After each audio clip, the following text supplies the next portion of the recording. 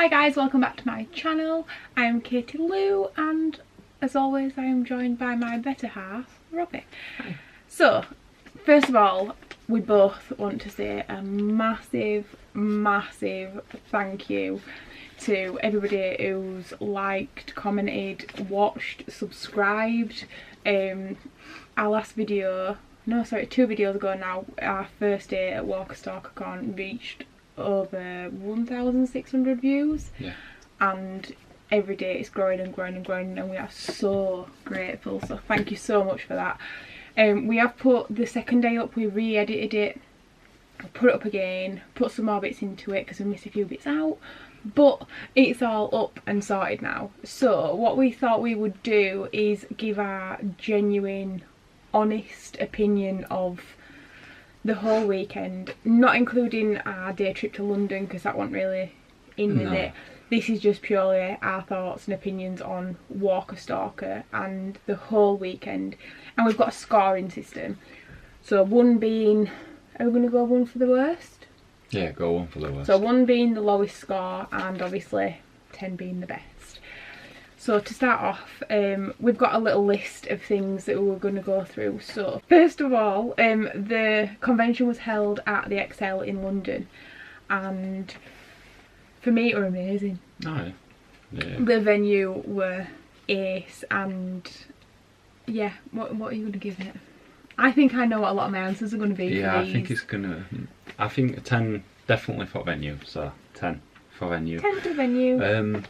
Venue were big enough. You didn't get the feel like you did last year. I think last year at Stalker, the biggest problem for us was that you ended up being waiting in a cattle shed. Yeah. And it felt a bit crammed. It were a bit chaotic. Very unorganised. Yeah. But this year, doors opened at 10:30. We got there for about 10 o'clock, so we were queuing for about half an hour, but we knew we were going to have to wait, so that wasn't a problem. And by 20 to 11, we were in there. We were through security, in to the venue. I know that Will Call, where you go get your tickets, that were open the night before for people that had come from abroad and wherever, they could go get their tickets, or people that had ordered them online but not received them in the post, they could go pick their tickets up there, and it was better organised. If you watch the first video, which I highly recommend you go do, you'll see there were a walker walking through the crowd, and we were literally, that's what we were stood in, and there were thousands of people there. Absolutely thousands. I think they say the full weekend there was somewhere over 30,000 people over 2 days. They reckon were through the doors. Yeah. So there were a lot of people there. Yeah. But do you know, it were nice. It wasn't stressful. I think they were. I mean, the staff there were well organised. Yeah. It wasn't like last year. Last year you had a couple of people walking up and down queues shouting at you, having to pull out people that were in VIP because everyone was just mixed.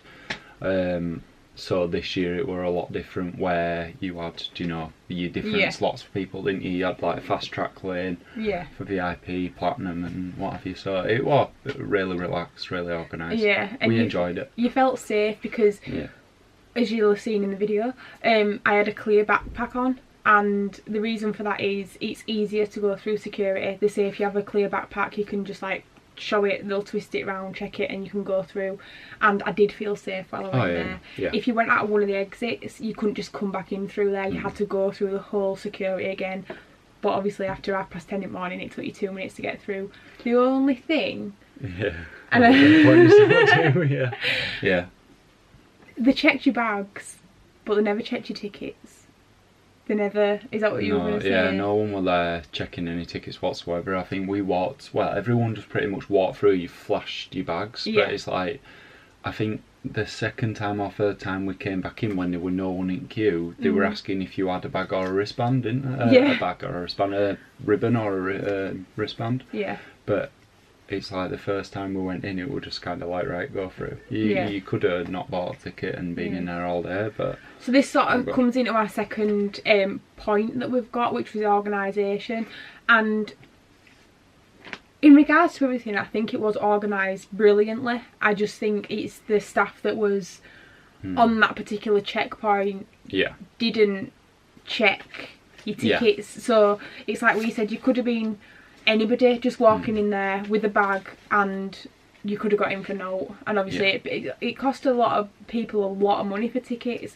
We were quite fortunate. We just got the general admission buy one get one free weekend pass, which cost us £80, which I would highly recommend because you can just go in and out as many times as you want, and it was so good. But yeah, overall for organisation, the only thing that I think I'd point out this year, and I know a lot of people said it and a lot of people have fought against it, the only thing with organisation that I thought was they could have done better scheduling.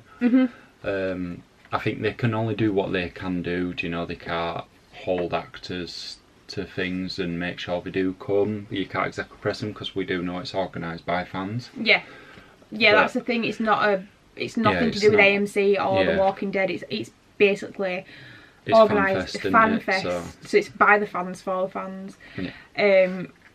But it was a bit disappointing because one of the guys in it, I can't think of his real name, but Shane, who was John Bethany, that's it, who was in The Walking Dead, he actually tweeted on the Saturday or the Sunday, didn't he? And he said he was really sorry because he went to an airport and his flight was cancelled. And then he couldn't get a rebooking. So which isn't his fault, you know, things like that do happen. I just think with people like JDM, a lot of people were disappointed by him. But to be fair, I was pretty disappointed. Do you know, I mean, from the previous year, you've got to think we had Daryl, we had Negan, we had Michonne, we had Carol. Do you know, so it's like there were a lot of people there that didn't show up this year. So in terms of turnout wise, I think it was a bit disappointing. Because they want a lot from the original cast that were there and the current cast. But at the same point, I mean, the people were there that, you know, were amazing. We're not complaining at that. I think for me as well, because I'm like a massive American Horror Story, and we both like Game of Thrones, but Robbie likes it more than I do. There were casts from both them programmes as well, and it might sound really strange, but to actually walk into a room and there's all these actors just sat there, and you just walk past and you're like, oh my god, it is really overwhelming. And I think that unless you've been yourself, you wouldn't know that. But I think for organisation, I'm going to give them an 8. Yeah, I'll give an 8. Oh, I agree. We're doing good on this. Yeah, we're doing good. We're tied up. So vendors, this is one of my favourite parts. At the side of me here, I've got quite a lot of papers.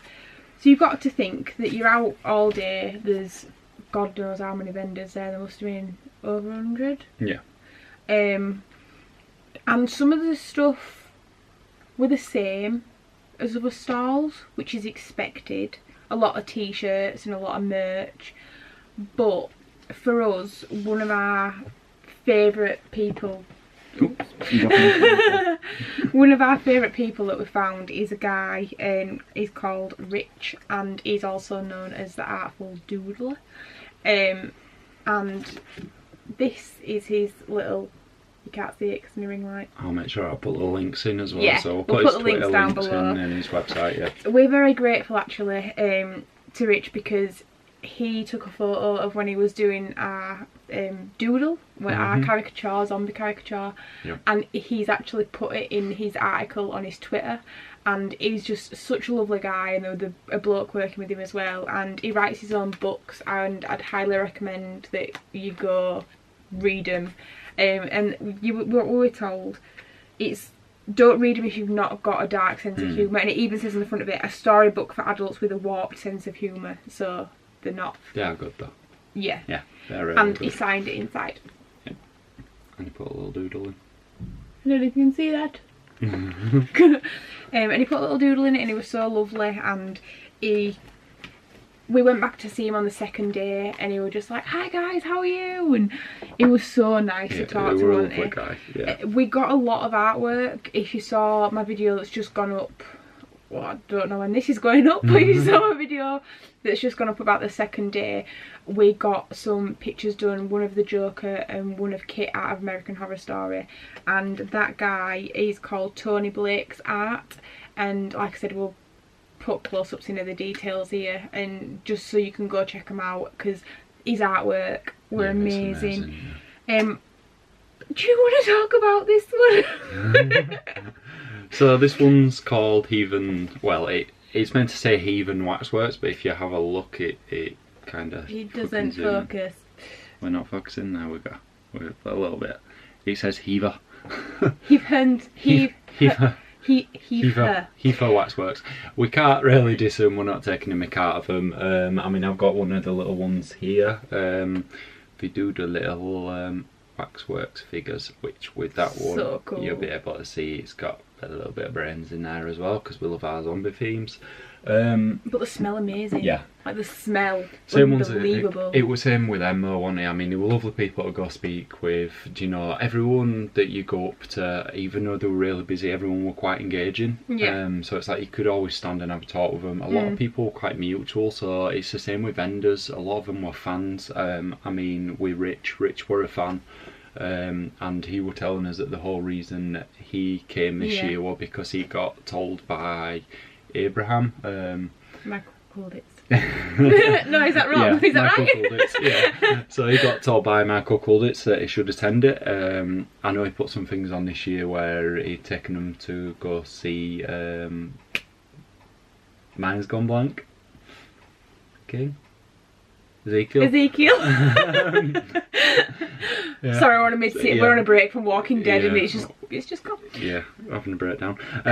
But yeah, I mean, he went to go see him, and he got some good reviews off him as well. So I mean, but everyone you went to go see, everyone were so lovely. They talked to you about The Walking Dead. Everyone were asking who you'd seen, and it